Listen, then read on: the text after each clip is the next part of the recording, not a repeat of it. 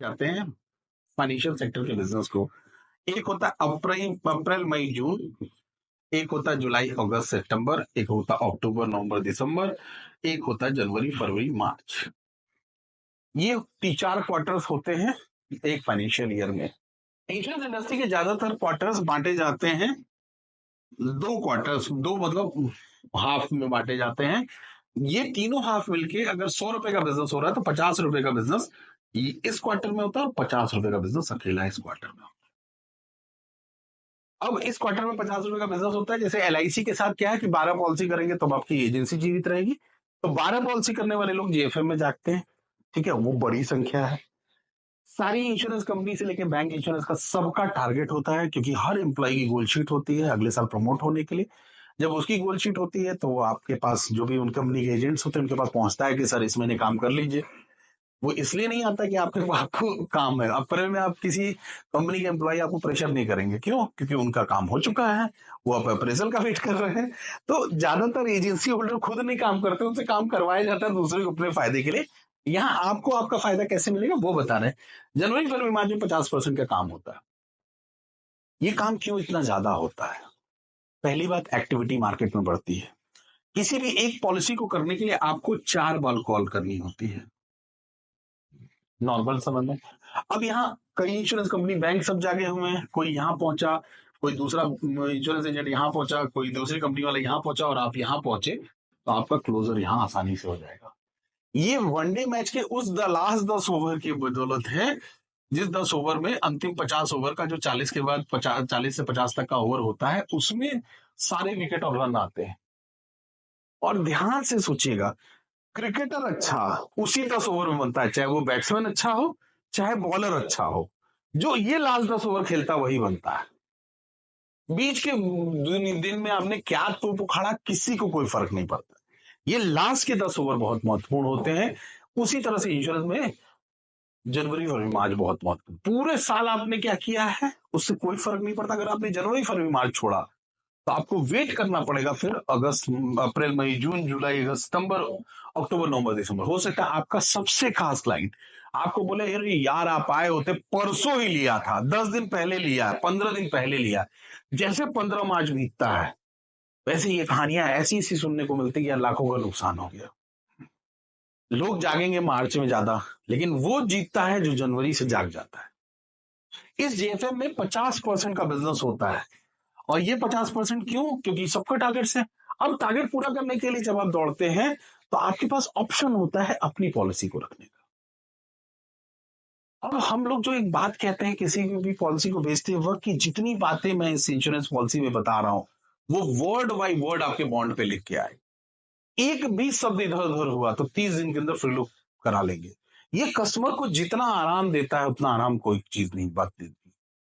अगर कस्टमर को हम ये बात दोहरा रहे हैं कि मैं जो आपको इंश्योरेंस प्लान समझा रहा हूं इसमें जितनी बातें कहूंगा वो वर्ड बाय वर्ड लिख के आएगा, अगर एक भी शब्द लिख के नहीं आएगा तो 30 दिन के अंदर पहुंच पड़ेगा।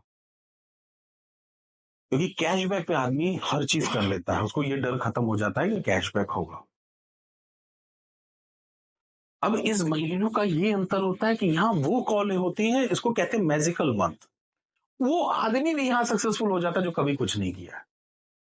मार्च में कुछ भी हो सकता है, और मार्च में उसी का कुछ हो सकता है जिससे जनवरी फरवरी बनाया है, जैसे प्रॉस्पेक्टिंग की है, लोगों से मिले हैं, और जितने लोगों से मिलिए किसी को पॉलिसी बेचने की जरूरत आपको नहीं पड़ेगी।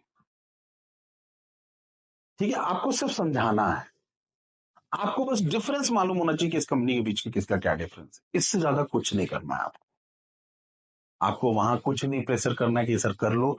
क्यों? क्योंकि बिजनेसमैन का 31 तारीख को अगर उसके अकाउंट में पैसा रहता है तो 1 अप्रैल को वो टैक्सेबल हो जाता है।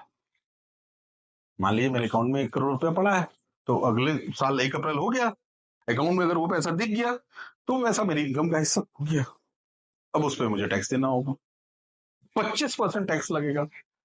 अब हर बड़ा बिजनेसमैन को जो भी इन्वेस्टमेंट करना है वो 31 के पहले ही करेगा, जनवरी फरवरी मार्च में ही करेगा। 1956 से इंश्योरेंस इंडस्ट्री चल रही है, टैक्सेशन है, सब कुछ है। दुनिया को पता है कि जनवरी फरवरी मार्च में इन्वेस्टमेंट होता है। जिसके पास पैसा है उसके पास लोग जनवरी फरवरी मार्च में ही जाते। तो ये बिजनेसमैन बिरादरी का हो गया। जितने भी नौकरी पेशा लोग हैं, उनको जो भी करना होता है वो इसी वक्त इन्वेस्टमेंट करते हैं। जो पिछला इन्वेस्टमेंट उन्होंने किया होगा वो भी जनवरी फरवरी मार्च में किया होगा। कुछ की मेच्योरिटी आ रही होगी, कुछ के लॉक इन पीरियड खत्म हो रहे होंगे। हेल्थ का यही होगा, लाइफ का यही होगा, मोटर का नहीं होगा। ये मंथ लाइफ और हेल्थ के लिए, दोनों के लिए काम करेगा। जिसका हेल्थ इंश्योरेंस है उसको बता के आप पोर्ट करा सकते हैं, जिसका लाइफ इंश्योरेंस है उसकी मेच्योरिटी करा के नई लाइफ इंश्योरेंस पॉलिसी बेच सकते हैं। ये अगर ये महीने बीते तो फिर आपको ये 9 महीने वेट करने होंगे, यानी ये 90 दिन, 365 दिन पे भारी पड़ते हैं। सबसे ज्यादा कमाई इंश्योरेंस सेक्टर के लोग या फाइनेंशियल सेक्टर के लोग जनवरी फरवरी मार्च में ही करते हैं। लोन बेचने वाली कंपनी से लेकर सबके टारगेट इसी बीच में पूरे होते हैं। तो ये महीना जब सब दौड़ रहे हैं तो आपके दौड़ने से आपको रिजल्ट ज्यादा मिलता है, इसलिए ये जनवरी फरवरी मार्च इंपॉर्टेंट हो।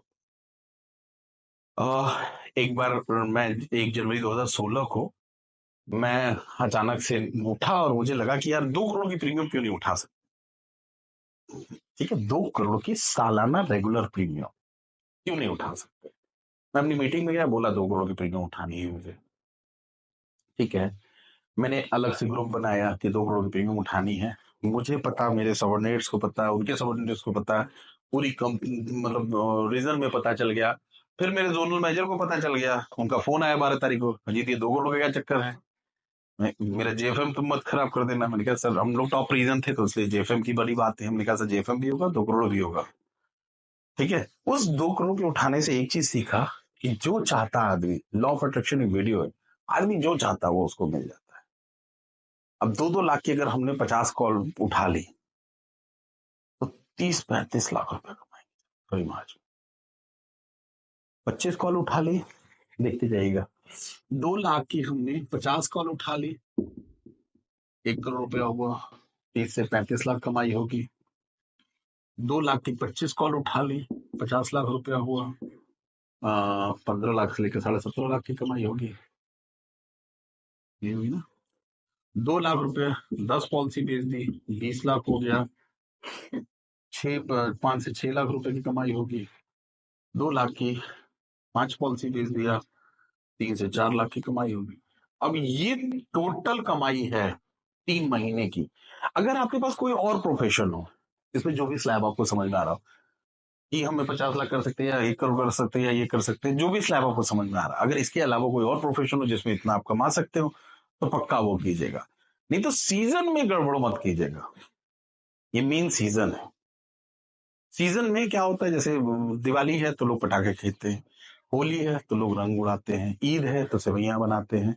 अब हम ईद के बाद सेवई बनाने को कहोगे तो वो थोड़ा सा जरूर काम हो जाता है। हम लोग ये गुजिया, होली के बाद कोई गुजिया घरों में नहीं बनता, 99% लोग क्या नहीं बनता। और जनवरी फरवरी मार्च के अलावा फिर अप्रैल में आप बिजनेस मांगने जाओगे तो सब सो चुके होंगे या दे चुके होंगे या मना कर चुके होंगे। उनका भी माइंडसेट अप्रैल मई जून मार्च जनवरी फरवरी मार्च में जा चुका होगा। तो ये महीने मेरा केल्स के हैं।